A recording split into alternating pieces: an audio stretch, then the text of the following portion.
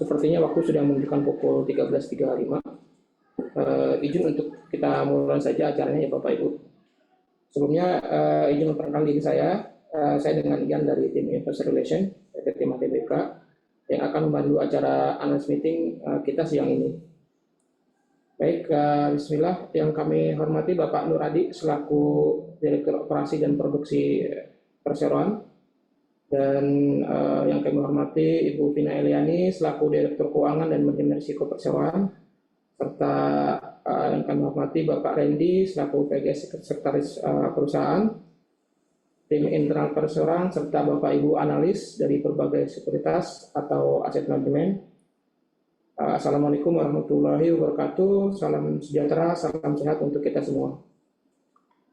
Sebelumnya kami ucapkan terima kasih kepada Bapak dan Ibu yang sudah meluangkan waktunya untuk mengikuti acara analyst meeting atau earnings calls Teams untuk kinerja semester 1 2024 siang ini.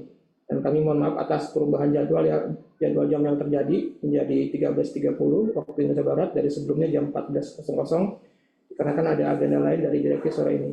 Ini acaranya kita majukan lebih awal.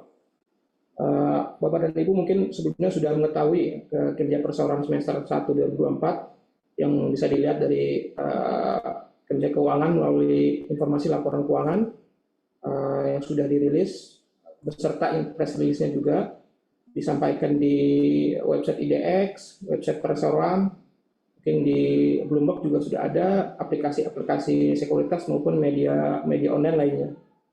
Dan di acara ini kita akan mengupas tuntas dan berdiskusi lebih dalam terkait kinerja perseroan di semester 1 Persolve 2024 ini. Oke, untuk mempersingkat waktu, mari langsung saja kita simak paparan kinerja perseroan semester 1 yang akan dibawakan oleh Bapak Randy dan akan dilanjutkan dengan tanya jawab bersama Bapak Nur Adi dan serta Ibu Vina. Adapun mekanisme tanya jawab bisa dilakukan dengan cara mengirimkan pertanyaan melalui kolom chat atau respon untuk bisa bertanya secara langsung. Baik, kepada Bapak Randy, waktu dan layar kami persilakan. Iya, terima kasih Pak Ian.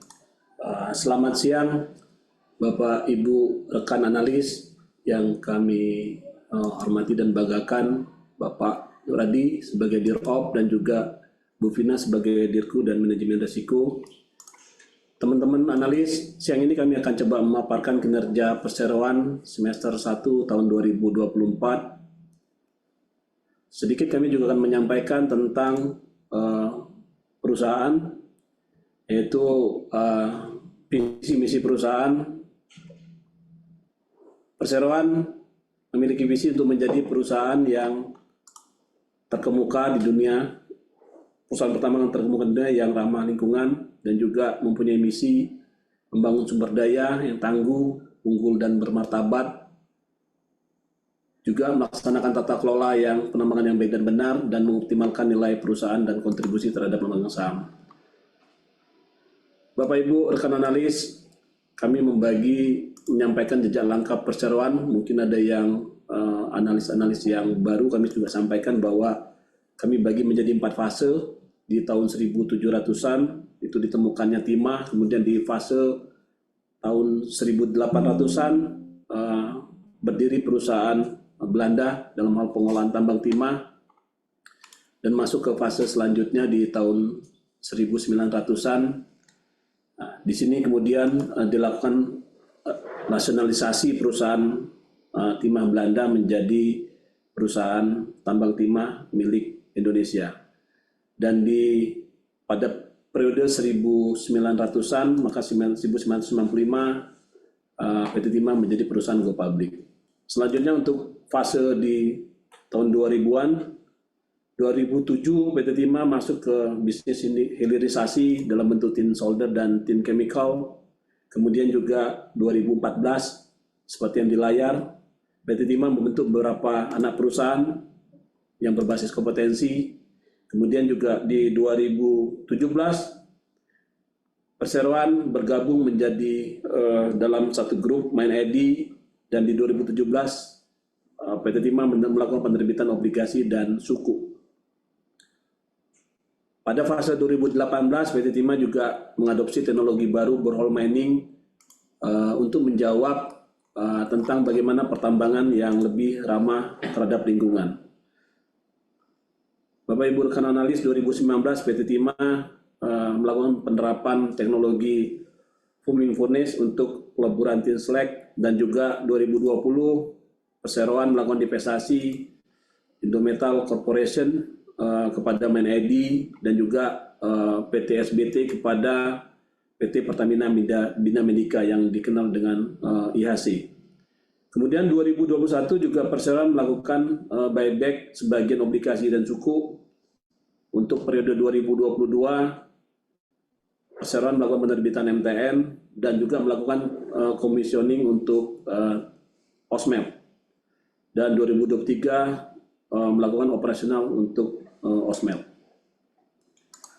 Next, kami sampaikan juga structure group di PT Timah. PT Timah 60% dikuasai oleh negara melalui MindID dan 35% oleh publik. Ada 4 lini bisnis di perseroan, yaitu di penambangan timah yang dilakukan oleh induk, yaitu PT Timah Tbk. Kemudian juga untuk hilirisasi, perseroan memiliki anak perusahaan yang melakukan hilirisasi, yaitu PT Timah Industri.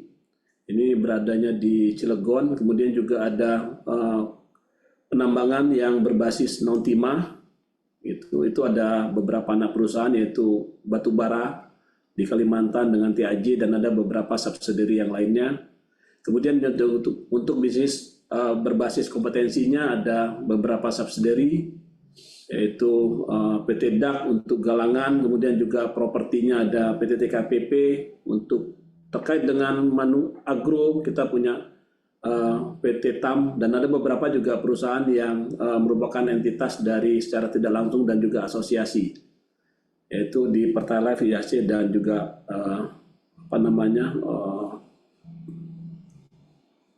IHC, ya, dulunya SBT yang bergabung dengan IHC. Selanjutnya, next. Bapak Ibu rekan analis, kami gambarkan kembali proses bisnis penambangan di perseroan, yaitu dimulai dari eksplorasi. Ini adalah kegiatan penambangan yang terintegrasi dari hulu menjadi hilir, di mana good mining practice menjadi panduan dalam hal untuk running proses bisnis di korporasi. Dimulai dari eksplorasi, kemudian dilakukan penambangan, eksplorasi di darat dan di laut, dan juga dilakukan penambangan baik offshore maupun onshore. Kemudian juga ada proses pengolahan mineral. Selanjutnya dilakukan peleburan dan pemurnian sehingga muncul produk, dan juga dilakukan pemasaran. Dan tak lupa adalah proses pasca tambang, kita juga melakukan reklamasi baik di darat maupun di laut. Next, untuk wilayah operasi dan sumber daya, kita berada di beberapa provinsi. Untuk kantor pusat kita berada di Kepulauan Bangka Belitung, dan termasuk juga wilayah operasionalnya. Dan di Pulau Bangka Belitung juga ada subsidiary kita di PT Dok dan Perkapalan, kemudian juga ada PT Timah Agro Manunggal. Kemudian di wilayah Jakarta kita memiliki kantor perwakilan, dan juga ada beberapa kantor subsidiary di Cilegon, kemudian juga di Bekasi, kemudian juga ada beberapa di wilayah yang lainnya. Untuk di Kepulauan Riau kita juga punya wilayah operasi untuk penambangan. Juga di beberapa pulau yang lain, Kalimantan kita punya Tanjung Alam yang menangani batu bara, dan ada nikel di Sulawesi Tenggara melalui PT Timah Investasi Mineral. Dan juga ada Lombok, di Lombok Timur kita juga punya PT DAK yang menangani galangan kapal. Untuk sumber daya mineral timah sampai dengan semester 1 2024 sebesar 708.000 ton SN, sedangkan untuk cadangannya sebesar 356 ton SN. Untuk persebaran IUP-nya terbesar berada di darat, dan kemudian ada sebagian berada di laut. Untuk di laut ada sekitar 184.274 hektar, kemudian di laut ada 288.000 sekian hektar. Untuk profesional yang dominan di wilayah pertambangan, IUP kita berada di wilayah Bangka Belitung, ada sebanyak 118 IUP, dan di Kepri ada 7 IUP. Selanjutnya, Bapak Ibu rekan analis, kami sampaikan bahwa wilayah pemasaran logam timah, proporsional ekspor kita berada di 90% untuk kebutuhan ekspor dan 10% kebutuhan domestik, di mana terbesar untuk kebutuhan ekspor berada di Asia sebesar 62%, didominasi negara terbesar adalah Singapura, Korea Selatan, India, Jepang, Taiwan, dan Cina. Sedangkan untuk wilayah Eropa terbesar berada di Belanda, Belgia, Italia, Turki, Hungaria, Slovakia, dan Spanyol sebesar 18%, dan sebagian kita juga melakukan ekspor ke Amerika sebesar 10%. Untuk harga timah global sampai dengan Juli 2024 mengalami kenaikan sebesar 11,5% dibandingkan periode yang sama, di mana untuk harga per triwulannya juga naik 12,8% menjadi 29.836,42 US per metric ton. Sedangkan untuk proyeksi harga timah 2024 berdasarkan data dari Bloomberg akan berkisar di angka 28.000 USD per ton hingga 30.500 USD per ton. Ini diakibatkan dari tumbuhnya manufaktur elektronik dan juga permintaan yang akan menguat di tahun 2024, dan di sisi fundamental juga ada pengetatan pasar timah yang didorongnya terbatasnya pasokan dari Indonesia, Myanmar, dan juga dari Kongo.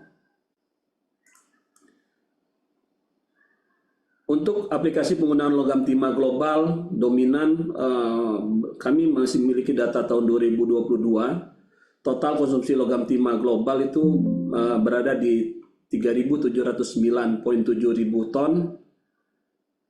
Setengahnya adalah kebutuhannya untuk solder 50% dan tin chemical 16%, tin plate 12%, dan sebagian 7% untuk battery, 7% untuk tin copper, dan untuk kebutuhan lainnya sekitar 8%. Untuk produksi dan konsumsi logam timah global, konsumsi logam global berada di kebutuhan 175.000 ton. Kemudian juga untuk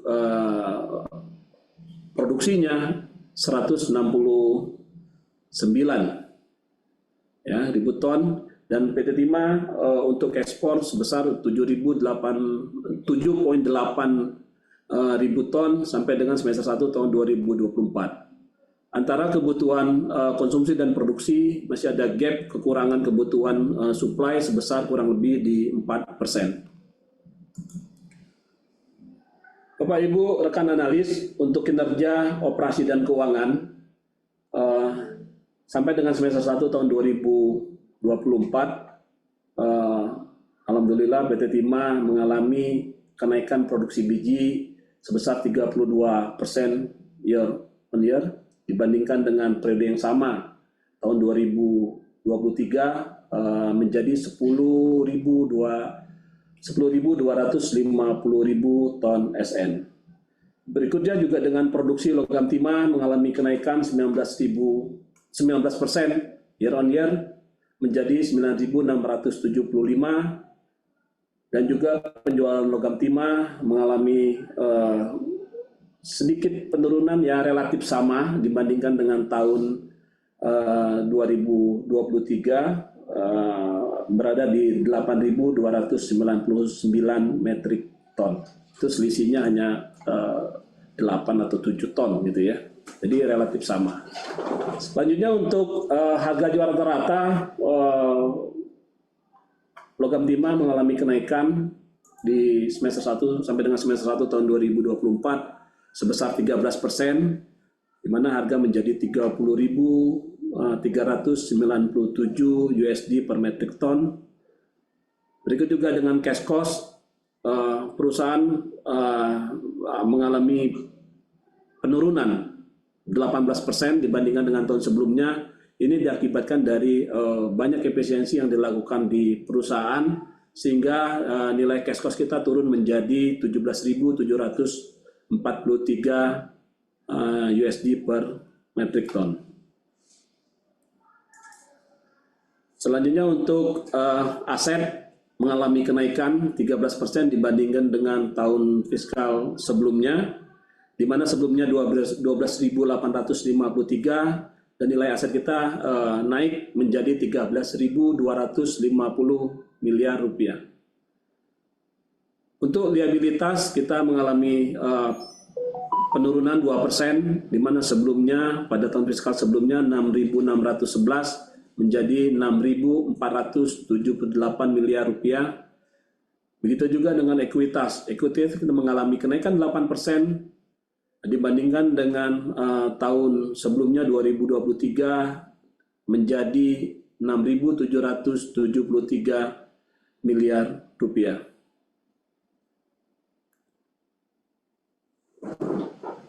Untuk pendapatan, perseroan mengalami kenaikan 14% dibandingkan dengan periode yang sama tahun 2023 menjadi 5.212 miliar rupiah.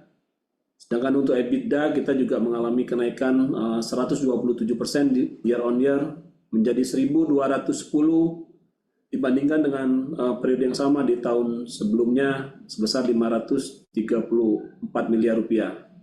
Untuk laba atau rugi bersih perusahaan, alhamdulillah tahun ini di semester 1 kita mengalami kenaikan 2.570% year on year menjadi 434 miliar rupiah dibandingkan tahun sebelumnya hanya memperoleh laba 16 miliar rupiah.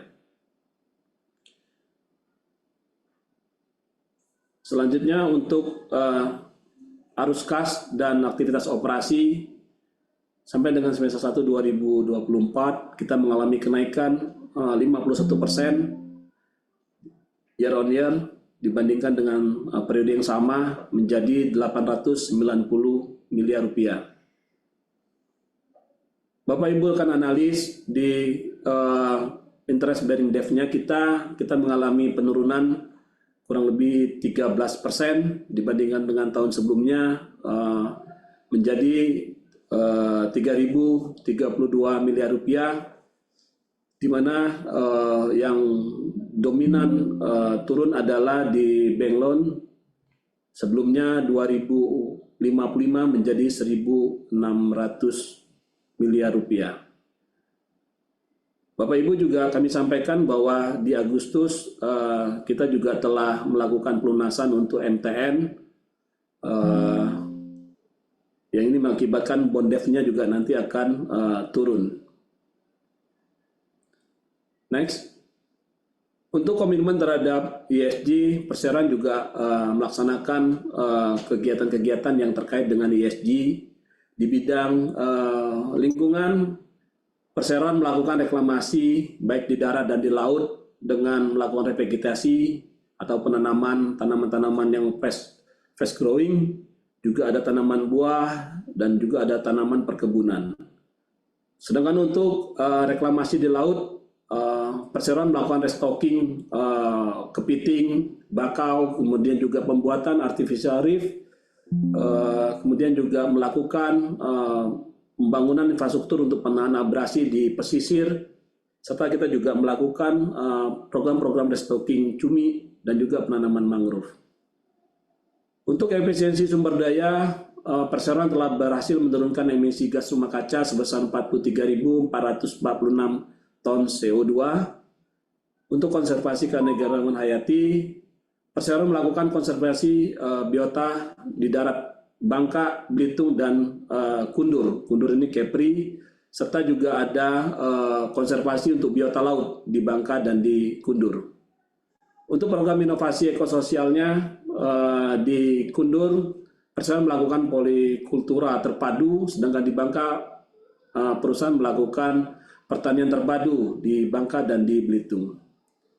Untuk penilaian lingkungan, perseroan menetapkan roadmap dekarbonisasi untuk tahun 2030 sebesar 12.523 ton CO2.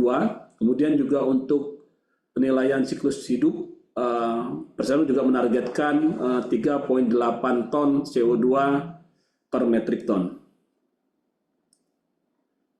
Untuk di program sosial, perusahaan memiliki 20% direktur perempuan, 20% direktur perempuan dari total direksi yang ada. Kemudian juga ada 8,6% karyawan perempuan dari total DOD-1 di perseroan. Serta untuk program diversity perempuan seperti ini, kita juga punya program Women in Teens. Ini untuk meningkatkan peran perempuan dalam pengolahan perusahaan. Bapak Ibu rekan analis, kami sampaikan bahwa kita memiliki 21 orang pegawai berkategori disabilitas hari ini di perseroan. Selanjutnya untuk program investasi komunitas, perseroan telah menyalurkan sebesar 8,7 miliar sampai dengan semester 1 2024 untuk kegiatan CSR yang melibatkan lebih dari 22.594 orang termasuk individu dan komunitas. Untuk kegiatan sosial bidang kesehatan dan keselamatan, perseroan menargetkan Propermas dalam wilayah operasi penambangan untuk mencapai net zero fatality. Selanjutnya untuk governance, perseroan melakukan pengendalian gratifikasi dan anti korupsi dengan menegakkan komitmen terhadap sistem manajemen anti penyuapan berbasis ISO 37001/2016 dan juga perseroan melakukan pengelolaan manajemen risiko dan penerapan keberlanjutan yang terintegrasi dalam bisnis proses perseroan, dan juga perseroan secara aktif melakukan tanggung jawab sosial untuk keberlanjutan, dan juga perseroan melakukan transformasi budaya ketiga untuk tetap melakukan good mining practice yang berwawasan lingkungan dan juga fokus pada konservasi mineral. Selanjutnya untuk tanggung jawab sosial perseroan, sampai dengan semester 1 tahun 2024, program CSR seperti yang disampaikan sebelumnya sebesar 8,6 miliar rupiah, dan juga ada 5 miliar rupiah yang kita gelontorkan untuk pendanaan usaha mikro dan kecil PUMK yang penyalurannya dilakukan bersama dengan BRI sesuai dengan peraturan Kementerian BUMN. Ada beberapa program unggulan CSR yang kita lakukan untuk masyarakat pesisir. Kita membuat fishing ground untuk pemancingan nelayan di sekitar, dan juga ada coral garden ataupun taman karang untuk wisata di bawah air di masyarakat pesisir. Dalam sektor pendidikan, PT Timah juga, perseroan juga melakukan program Timah Mengajar dan juga memiliki Pemali Boarding School untuk peningkatan kompetensi siswa dan juga guru di sekitar wilayah operasi. Dan ada beberapa program berbasis budaya. Perseroan melakukan peningkatan kapasitas masyarakat adat di wilayah operasi. Di sana ada suku Lum yang juga kita lakukan pemberdayaan di wilayah operasi. Itu mungkin sedikit dari program CSR yang bisa kami sampaikan. Untuk program PUMK,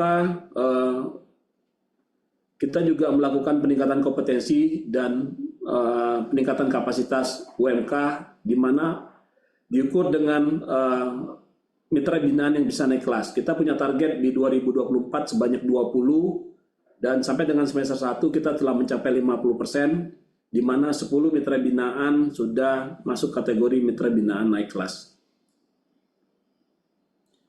Selanjutnya untuk strategi peningkatan operasi dan produksi, Bapak Ibu rekan analis, kita melakukan peningkatan sumber daya dan cadangan timah secara organik maupun anorganik. Kita juga melakukan optimalisasi penambangan dan pengolahan timah primer yang juga masih menjanjikan. Dan selanjutnya ada optimalisasi tata kelola di penambangan rakyat, dan juga kita melakukan pengembangan bisnis pasir silika dan mineral ikutannya, baik zirkon maupun ilmenit. Dan kita tetap masih di 2024 masih melakukan pengembangan untuk monasit dan mineral logam tanah jarang, rare earth element, dan juga untuk peningkatan pendapatan konsolidasi, kita melakukan peningkatan kinerja di seluruh anak perusahaan. Selanjutnya, kita juga melakukan peningkatan volume produksi dan penjualan tin solder dan tin chemical. Bapak Ibu rekan analis, mungkin itu paparan singkat yang bisa saya sampaikan. Selanjutnya saya kembalikan kepada Mas Ian. Silakan Mas Ian. Baik, terima kasih Pak Randy atas paparan yang sangat komprehensif. Selanjutnya, jika Bapak dan Ibu rekan-rekan analis memiliki pertanyaan terkait kinerja perseroan di semester 1 2024 yang sudah dipaparkan, kami persilakan bisa melalui chat box maupun langsung saja bertanya dengan raise hand terlebih dahulu. Kalau open mic, jika sudah, kami persilakan. Silakan.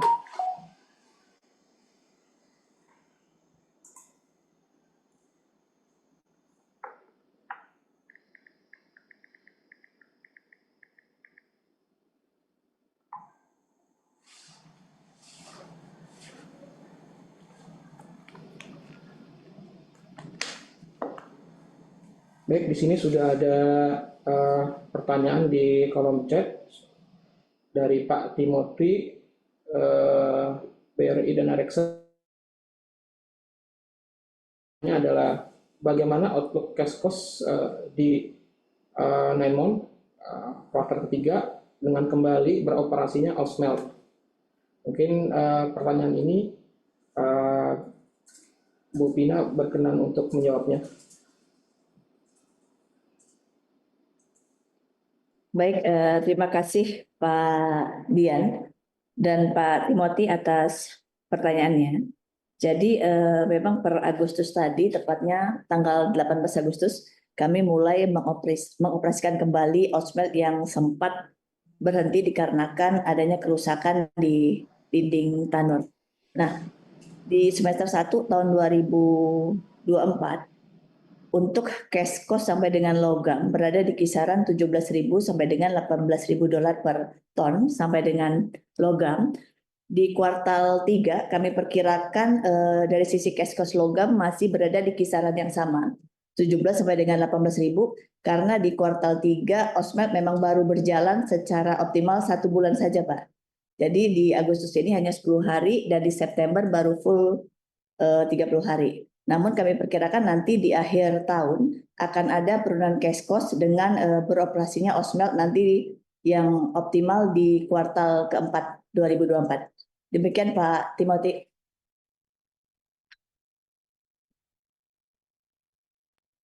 Baik, terima kasih Ibu Pina atas jawabannya. Mudah-mudahan sudah cukup jelas ya Pak Timothy.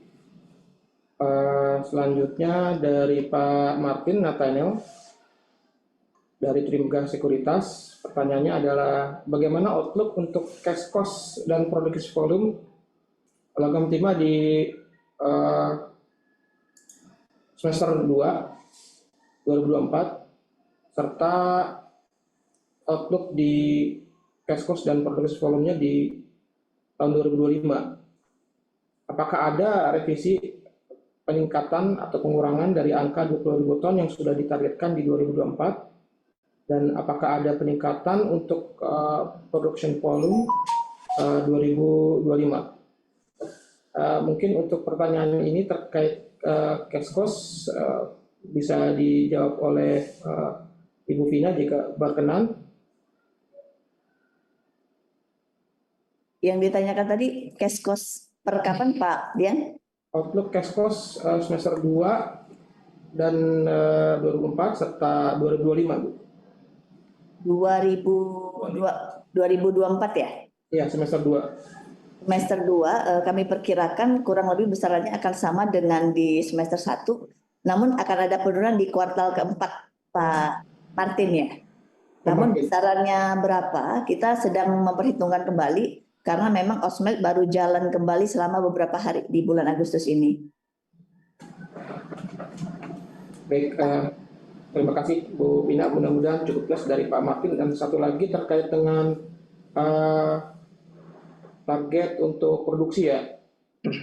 Apakah untuk produksi volumenya di semester 2 seperti apa 2024 dan target produksi volume di 2025 seperti apa? Apakah memang ada revisi terkait target tersebut yang sudah ditargetkan di tahun 2024, dan apakah ada peningkatan volume production di tahun 2025? Terkait produksi mungkin pertanyaan ini Pak Nuradi berkenan untuk menjawabnya, Pak. Oke, terima kasih Pak Dian. Pak Martin, terima kasih atas pertanyaannya. Yang kami sampaikan tentunya di semester 1 produksi biji kita di 10.250, dan di semester 2 ini kita memang akan mencoba untuk achieve untuk bisa mendekati di posisi RKAP kita yang 30.000. Jadi dengan beberapa upaya tentunya adalah strategi kita juga melakukan kegiatan untuk memasuki wilayah baru yang saat ini belum bisa kita lakukan penambangan, terutama di wilayah yang overlap IUP dengan Hgu kelapa sawit.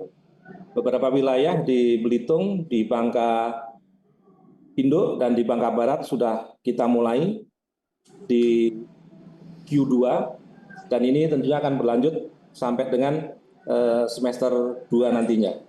Itu yang di wilayah darat. Sedangkan di wilayah laut, ini juga memasuki wilayah di Laut Kundur yang sebelumnya kita belum melakukan kegiatan penambangan, dan ada beberapa signifikan produktivitas di wilayah tersebut. Jadi dari prognosa memang kita diharapkan paling tidak 80% sampai dengan 85% terhadap target di RKP. Sedangkan dari 2025 ini memang masih kita melakukan penyusunan untuk RKAP 2025 dengan seluruh tim baik di PT Timah, dan ini diharapkan ada pertumbuhan dibanding dengan tahun 2024. Demikian Pak Dian. Baik, terima kasih Pak Nuradi. Mudah-mudahan sudah cukup jelas ya Pak Martin terkait dengan cash cost, outlook cash cost, dan volume produksinya. Selanjutnya ada pertanyaan dari Pak Stefanus dari Manulife kalau nggak salah ya. Apa kendala yang dihadapi untuk meningkatkan volume produksi? Terkait produksi mungkin Pak Nuradi saya berkenan untuk bisa menjawabnya, Pak. Silakan. Baik, terima kasih Pak Stefanus, Pak Dian. Jadi beberapa hal tentunya memang di semester 1 sebenarnya kita ada pertumbuhan ya dibanding dengan year on year di tahun lalu. Jadi beberapa hal yang memang masih menjadi isu adalah secara teknis kegiatan kita di laut, karena memang potensi cadangan kita ini sudah semakin tebal overburden-nya, maka kegiatan untuk melakukan penambangan di laut juga ada mengalami hambatan. Tapi tentunya dari hal ini sudah dilakukan review terhadap aspek teknis dari metode penambangan, dari kegiatan evaluasi, ini sudah bisa kita lakukan perubahan-perubahan dan kita bisa lakukan di semester 1. Yang kedua adalah dari sisi di darat juga tadi kami sampaikan adalah beberapa terkait dengan overlap daripada IUP kita dengan penggunaan lainnya yang saat ini juga masih kita lakukan terus kerjasama untuk bisa melakukan kegiatan penambangan. Tetapi tadi kami sampaikan ada beberapa lokasi yang sudah bisa kita lakukan penambangan, sehingga di semester 1 sudah ada peningkatan produksi dan akan berlanjut tentunya di semester 2. Demikian Pak. Baik, terima kasih Pak Nuradi. Mudah-mudahan cukup menjawab ya Pak Stefanus terkait dengan kendala-kendala apa saja untuk meningkatkan produksi.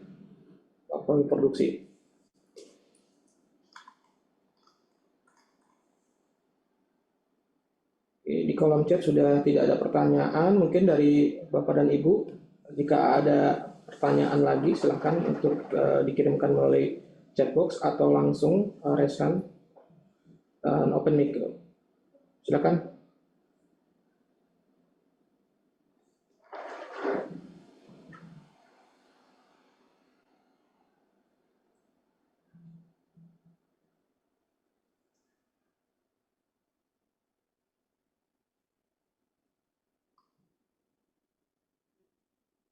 Ini ada pertanyaan dari Pak Hasbi dari Ashmore Statement Name. Bisa tolong sampaikan saat ini bagaimana kondisi perekonomian di Bangka dikarenakan illegal mining yang sudah berhenti beberapa bulan ini. Apakah mereka menemukan pekerjaan baru atau bagaimana? Dan untuk non-timah, kenapa mereka bisa produksi lebih banyak saat ini? Apa yang menyebabkan masyarakat lebih banyak jual ke non-timah?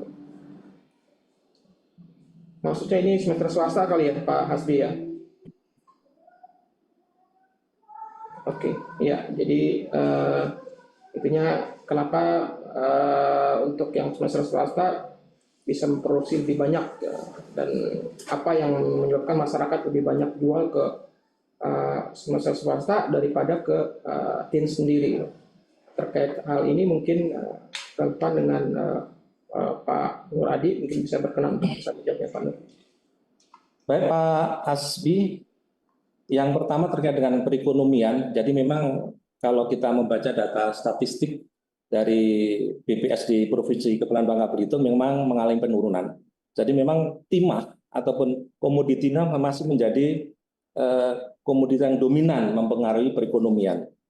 Jadi dengan hal ini memang masyarakat kegiatan penambangan memang tidak semasif di tahun-tahun sebelumnya.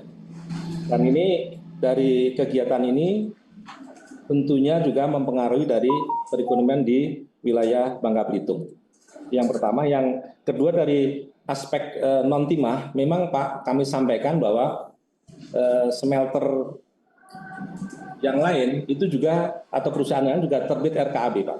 Jadi tentunya ketika terbit RKAB dari Kementerian ESDM juga bisa melakukan kegiatan penambangan dan juga melakukan ekspor sesuai dengan kuota yang ada di dalam dokumen RKAB dari perusahaan tersebut.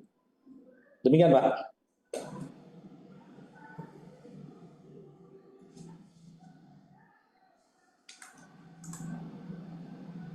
Baik, terima kasih Pak Nur Adi untuk jawabannya, mudah-mudahan cukup jelas.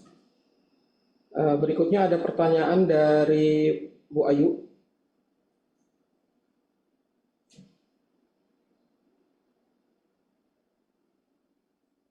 Pertanyaannya adalah bagaimana tanggapan atau outlook dari TINS pada permintaan timah untuk kebutuhan ekosistem IA. Apakah sampai saat ini hal tersebut mulai berdampak signifikan pada permintaan produk TINS? Mungkin terkait hal ini bisa dicoba dijawab oleh Pak Nur Adi.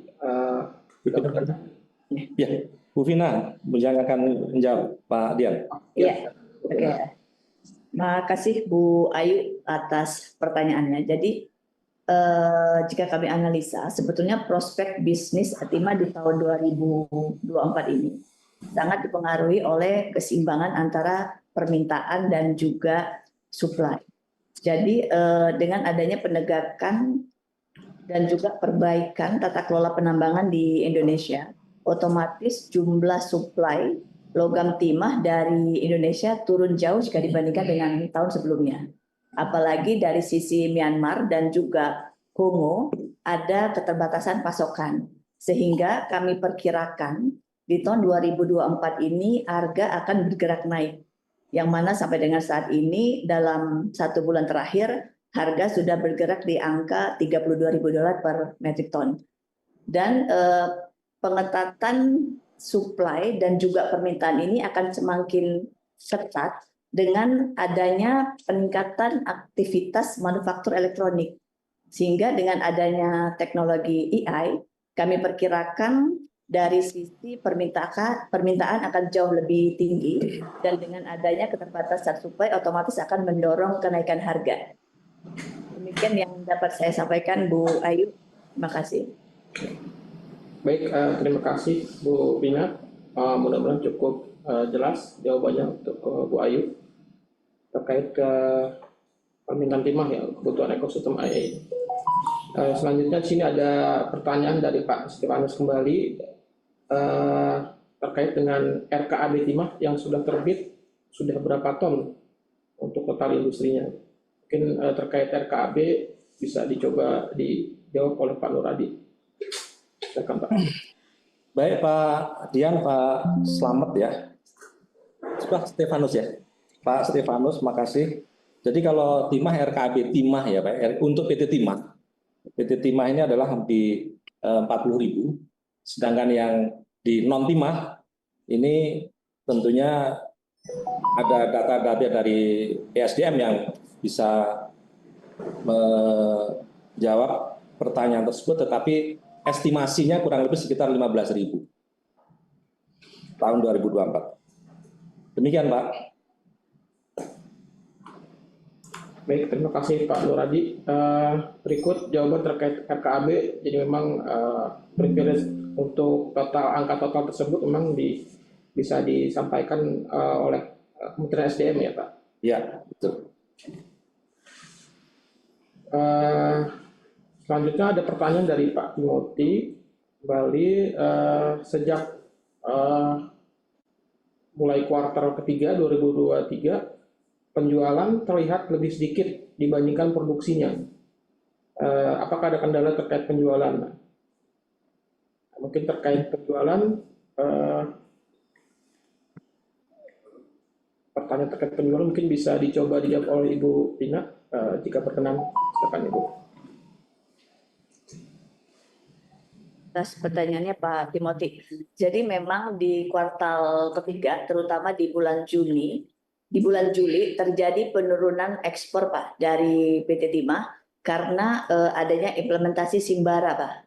Jadi saat ini sebelum melakukan ekspor, kami harus melakukan input data di Simbara yang mana sampai dengan akhir bulan itu belum selesai dan baru bisa kami selesaikan di awal bulan Agustus. Oleh karena itu di bulan Juli terjadi penurunan penjualan, namun nanti di bulan Agustus dan September penjualan akan kembali normal dan akan semakin meningkat ya Pak Timothy ya. Ini hanya terjadi di bulan-bulan awal ketika implementasi Simbara baru dilakukan di bulan pertama. Demikian Pak Timothy. Ya, terima kasih Bu Pina. Mudah-mudahan cukup menjawab Pak Timothy ya. Dan ini selanjutnya ada pertanyaan dari Pak Juan dari Jarvis ya, segmen terkait dengan rata-rata produksi bulanan terbaru ya, terupdate mungkin di bulan Juli ya Pak ya.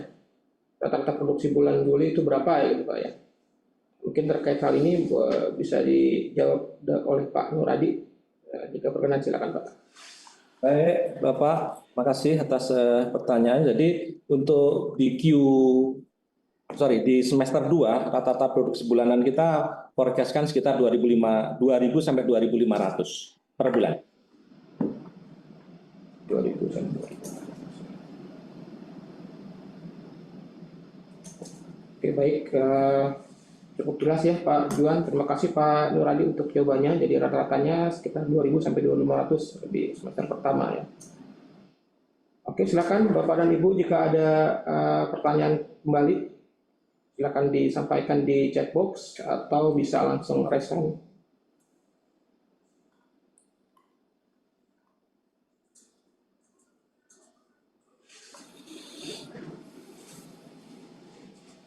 Nah, ini ada pertanyaan kembali dari Pak Hasbi. Apa perbedaannya sebelum dan sesudah adanya Simbara? Terkait hal ini kepada Ibu Pina ya, berkenan untuk menjawabnya Bu. Yes. Mungkin saya belum bisa menjawab secara teknisnya ya Pak Hasbi ya. Ada apa? Karena yang handle sebetulnya ini Direktorat PU. Namun verifikasi asal-usul yang tadinya dilakukan secara manual berdasarkan dokumen, sekarang harus kami lakukan dengan memasukkan data secara sistem. Jadi seperti database yang tadinya manual mesti kami upload ke sistem supaya dia bisa menelusur mundur dari sisi asal-usul mulai dari biji dan stoknya. Itu yang mungkin ada perbedaan, yang tadinya manual menjadi sistem, dan apalagi ini sistem baru, tim dari PT Timah pun sedang mempelajari bagaimana mengoperasikan sistem ini dengan baik, Pak Hasbi. Namun yang saya pahami saat ini bulan Agustus kita sudah dapat melakukan kegiatan ekspor secara normal, yang berarti dari sisi Simbara tidak ada lagi kendala untuk PT Timahnya. Demikian Pak Hasbi.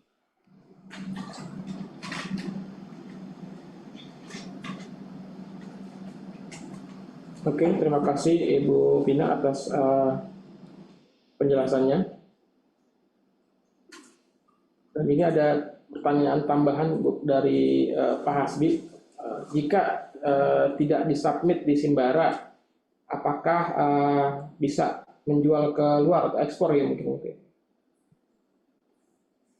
Setahu saya harusnya nggak bisa ya, karena kalau bisa tanpa Simbara mungkin Juli kita sudah bisa jualan ya Pak Hasbi ya, untuk ekspor ya. Tapi nanti kami cek lagi ya Pak Hasbi ya, ketentuannya seperti apa. Baik. Ya, terima kasih Bu Vina untuk klarifikasinya. Seperti itu Pak Hasbi, jadi memang kita juga akan menunggu perbedaannya seperti apa dan apakah bisa menjual keluar jika memang tidak disubmit ke Simbara. Oke, silakan Bapak dan Ibu, jika masih ada pertanyaan kembali, silakan disampaikan di kolom chat box atau langsung saja raise hand dan open mic Bapak dan Ibu. Oke, di sini sudah ada Pak Caesar. Ya. Silakan Pak Caesar. Ya, terima kasih Pak Dian. Saya Cesar dari Ispring. Mungkin pertanyaan tentang Simbara tadi ya. Kan nggak bisa ekspor kalau misalnya nggak masuk ke sistem Simbaranya. Tapi kalau dari sisi off-taker-nya, dari sisi buyers, itu mereka juga harus lapor ke Simbara atau enggak? Sama sebenarnya tujuan Simbara ini apakah pencatatan, jadi dari government bisa mencatat kayak misalnya ada bea keluar ataupun royalti yang seharusnya bisa diterima oleh pemerintah, dan apakah ini juga sebenarnya salah satu cara dari pemerintah, kan kita ada isu illegal activity ya, untuk benar-benar bisa mengurangi kegiatan aktivitas ilegalnya. Mungkin butuh penjelasan dari sisi itunya. Terima kasih. Pak Caesar, izin kami tampung dulu ya pertanyaannya ya, karena saya mesti klarifikasi lagi ke tim di Timah yang memang paham sekali terkait Simbara ini. Tapi sebetulnya Simbara ini sudah berlaku terlebih dahulu dari sisi batubara, Pak Caesar, ya. Baru mineral dari sisi apa ya, komoditas mineral baru berlaku di bulan Juli tadi. Tapi sebetulnya kalau dari sisi batu bara berlakunya sudah cukup lama. Tetapi saya yakin pemerintah punya tujuan khusus untuk memberlakukan Simbara ini, minimal untuk mengendalikan ya Pak ya, komoditas sumber daya alam yang akan diekspor keluar dari Indonesia. Termasuk juga menjaga legalitas dan juga dari sisi PNBP untuk pemerintah. Jadi kami tampung dulu nanti dari Pak Dian ya dari Investor Relation, dan Pak Randy yang mungkin akan menyampaikan dengan secara tertulis ya ke Pak Cesar ya. Oke, terima kasih banyak Bu. Iya, makasih Pak Cesar. Baik, terima kasih Bu Vina untuk penjelasannya. Nanti untuk jawaban yang lebih komprehensif kami akan sampaikan ke Pak Caesar ya Pak.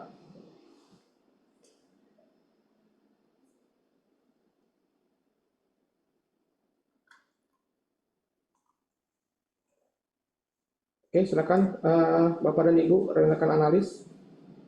Masih ada tersisa sekitar 5 atau 6 menit lagi. Jika masih ada pertanyaan, silakan disampaikan.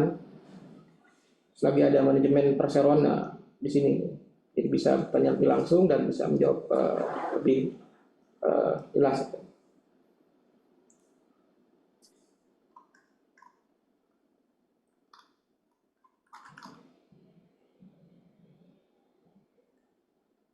Oke,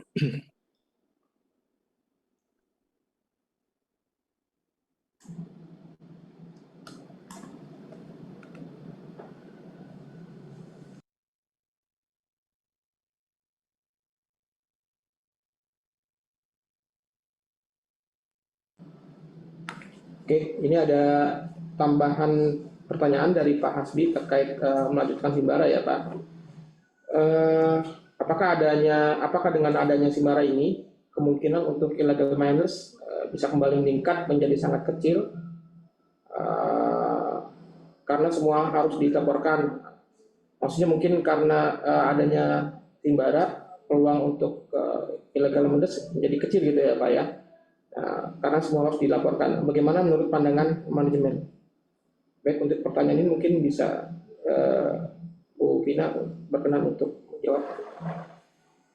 Iya, jadi apakah Simbara ini akan memperkecil ya Pak peluang untuk maraknya illegal mining? Saya pikir itu memang tujuan utama pemerintah dan tentunya ini menjadi harapan PT Timah Pak. Karena dengan kepemilikan IUP PT Timah yang saat ini di Bangka Belitung di atas 80%, besar harapan kami dengan penerapan ini biji yang memang asalnya dari IUP kami akan kembali ke PT Timah Pak.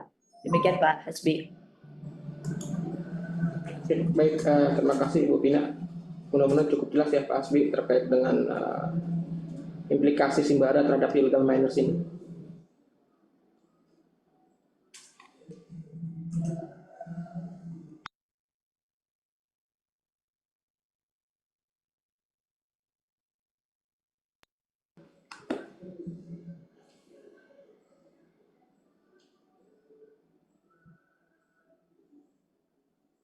Nah, ini ada pertanyaan lanjutan dari Pak Stefanus terkait dengan produksi ya Pak. Berapa persen dari produksi PT Timah bekerja sama dengan penambang artisanal mungkin ya Pak ya. Mungkin terkait hal ini bisa Pak Nuradi bisa berkenan untuk menjawabnya Pak. Baik, terima kasih Pak Stefanus. Jadi mungkin kita sebutkan kemitraan Pak ya. Jadi kemitraan kita ya terdiri dari kapal isap, tambang di darat, ataupun pontoon produksi. Jadi kita kurang lebih di posisi 60-70% untuk kemitraan kita dengan mining kontraktor ataupun dengan vendor penambangan. Terima kasih Pak. Ya, baik, terima kasih Pak Nuradi. Jadi komposisi mitra itu sekitar 60-70% ya dibandingkan Timah sendiri. Mudah-mudahan cukup menjawab Pak Stefanus. Terima kasih Pak Nuradi untuk penjelasannya.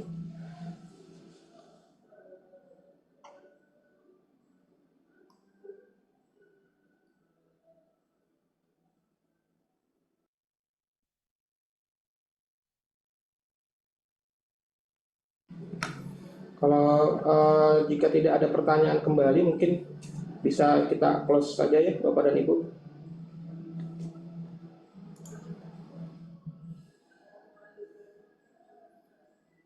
Baik, terima kasih